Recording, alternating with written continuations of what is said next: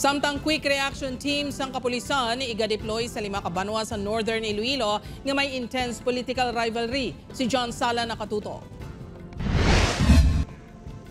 Handop sang kapulisan ang malinong kag matawhay nga piniliay sa Mayo 12. Gani nakatutok sa karon ang Iloilo Police Provincial Office sa mga banwa sang Ahuy, Sara, Estancia, Concepcion kag San Dionisio sa 5th Distrito bangod sa history sang intense political rivalry.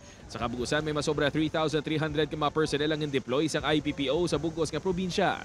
Sa 5 ka mga giningadnan nga banwa sa norte may gindugang mga quick reaction team.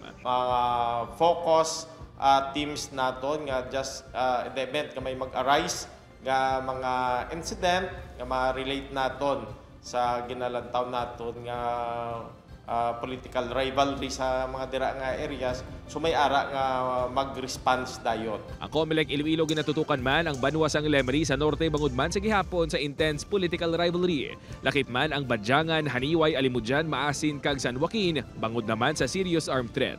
Nagpasalig man ang COMELEC Iloilo nga magluwas sa mas ginpasangkad nga police deployment, nakahanda naman ang iban pa nga mga security protocol sa probinsya. Hindi naton gusto nga magkaroon kita sa problema sa peace and order situation sa mga banwa dira sa 5th District. Are taking proactive measures. Samtang presensya sang rebelde nga grupo sa nabukid nga bahin sang banwa sang Tapas ang mangin mayor nga prioridad sang Capiz Police Provincial Office. Suno sa CPPO, nagapatigayon sang mas ginpasangkad nga border checkpoints ang kapulisan sa banwa. Ang ano lang natin is yung hindi ba lang makaboot during election period kasi hindi natin alam ano mga plano nila.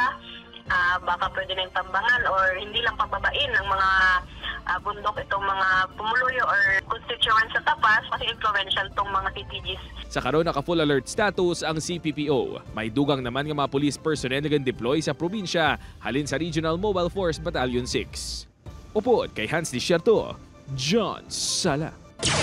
1 Western Visayas.